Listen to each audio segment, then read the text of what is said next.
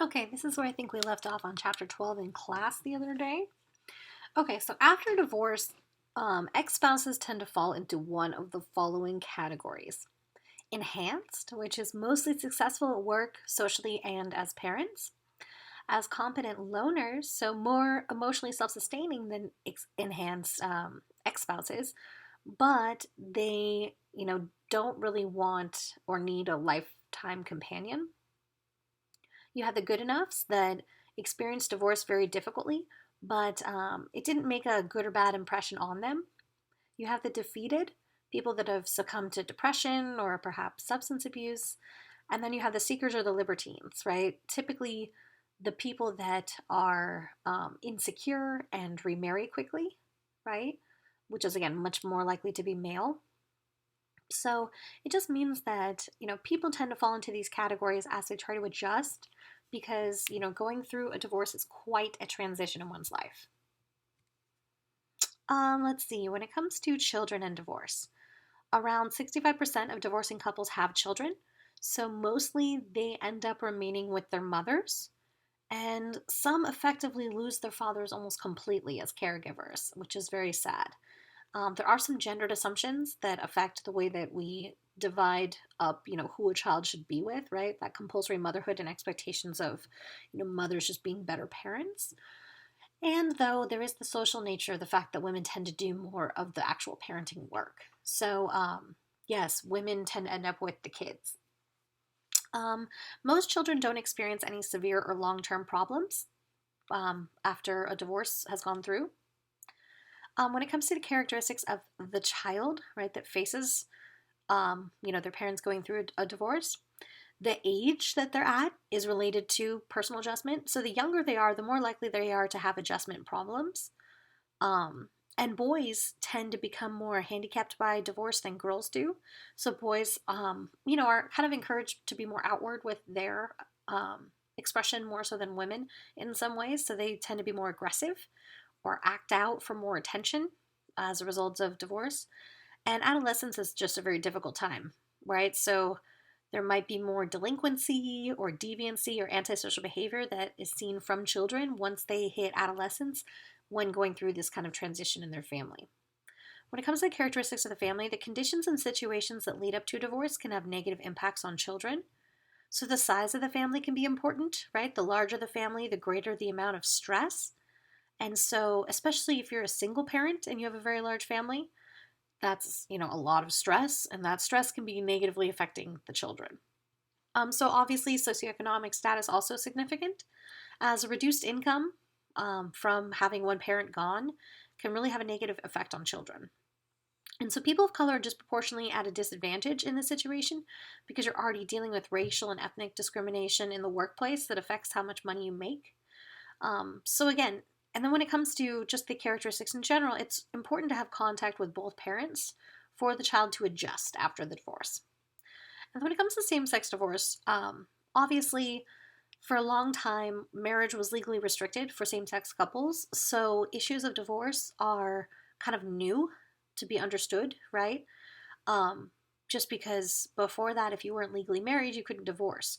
So a lot of the kind of legal standards have to still change in many states to kind of really account for the differences between same-sex divorces and heterosexual divorces, right? There's always kind of this problem where we take marginalized communities and kind of force them through the same scope as the dominant community, which often doesn't serve their specific interests. So that's another factor to consider. And of course, now that more same-sex couples are able to adopt, that also impacts, whether or not children are in the mix during a divorce.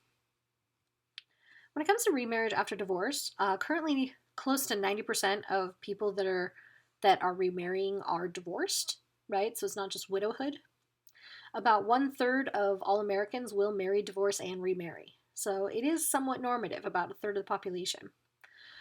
So when it comes to gender and remarriage, women are less likely than men to remarry, especially if they're older, well educated, and have children, right? As those factors all affect their kind of marriageability. About half of all marriages are a remarriage for at least one of the adults in the marriage. And the remarriage rate has declined since the 60s, but this is likely the result of increasing cohabitation as a factor instead of marriage or remarrying. So the risk of divorce is greater for second marriages than it is for first marriages. And so divorce in that situation is more likely to occur quickly in remarriages than in first marriages, meaning in a first marriage, you might still kind of stick it out and try and make it work. But then by the time you get to your second marriage, if it's not working, you already know there's an exit strategy and you're more likely to take it. When it comes to the probability of remarriage, this is affected by these particular factors. Age, right? So the older the woman is, the less likely she is to remarry. Sorry, that's my neighbor's dog, and that's just going to keep happening because they're garbage. Social class, which is basically the more money a divorced man has, the more likely he is to marry. But of course, the reverse is true for women, right? The less money she has, the less likely she is to get remarried. So when it comes to race and ethnicity, African Americans and Latinos tend to remarry at lower rates than white Americans. And religion. So it's interesting that some religions don't recognize remarriage. They only recognize the first marriage, especially if it was done in the church. They won't, accept that second marriage.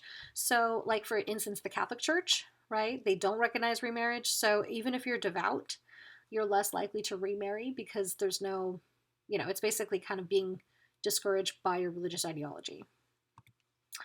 Okay, so the uniqueness of remarriage. So marriages following divorces have strengths and weaknesses that are not really found in typical first marriages. So the advantages of remarriage is that people are more likely to choose carefully for a second mate because they got burned the first time, right? Also, people are older and more mature when they remarry than when they married in the first place. So that means that as a result, they tend to be more tolerant, more willing to compromise, and better able to anticipate problems in the relationship. Some of the disadvantages of remarriage is that the divorce rates are higher than for first marriages. They happen quicker, right, as we talked about. And in remarriage, partners may be less mature, less responsible, and less supportive if they didn't necessarily learn from the situations they already went through. They might be more willing to just bail out of a bad relationship and leave. And if the age difference between the partners is large, they might find out later that they really have little in common. When it comes to blended families, about 17% of all U.S. children under the age of 18 live in a step-family household, and another 5% live with a parent and that parent's cohabitating partner. So there are about 5 times as many stepfathers as stepmothers, which tells you a lot. Thank you, Disney. And so this type of family has special problems, right? So this just means that the kind of arrangement in those families is a little bit different, as we'll discuss in a sec here. So when it comes to different step families, stepfather families are composed of a mother and a stepfather, and this is the most common type of step-family structure. So boys respond more favorably than girls to this type of living situation, right? Getting another guy in the house. And acceptance by stepchildren is more positive when stepfathers engage in less discipline and less control behaviors, right? Things that are kind of typically associated with male parenting. Stepmother families. So there's the same situation except for it's the mother instead of the father. So a father with a mother coming in. And they tend to have more difficult time integrating into the family. There's less support from children. Complex step families are where both adults have children from a previous marriage that are living in the house. And the greater number of the children, the more likely the couple will divorce. So very different from that Brady Bunch kind of ideal, right? And then when it comes to step families with a mutual child, about 5% of all step families have 3 sets of children, right? That his, hers, and ours, meaning the kids they came in with from a previous marriage, but then when they also settle down with each other, they have a kid of their own.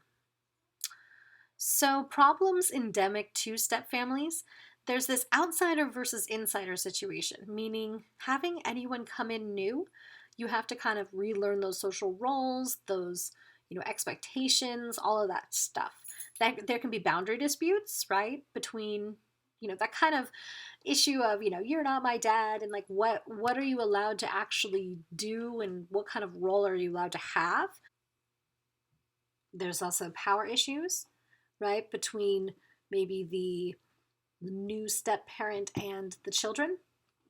There's conflicting loyalties, right, as you basically get to know a new parental role. You also then have to kind of navigate your relationship with, like let's say you have a stepfather coming in and you then feel a connection to him.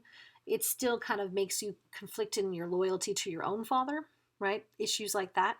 And just these rigid and unproductive triangles, right? Where basically the the ability to navigate any sort of conflict is very difficult because it has to be mitigated through the original parent, right? So it's not enough that the stepmother and the daughter talk. It's that the father has to be there too, or in any of these step parent situations, that it almost has to be filtered through the original parent to make it okay.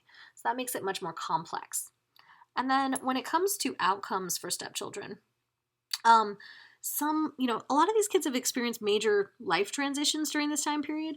So how close they are to their parents is very important.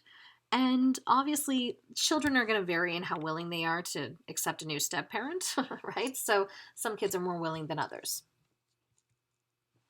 When it comes to remarriage among the elderly, about 500,000 people age 65 plus are getting married each year. So, a significant amount of people every year.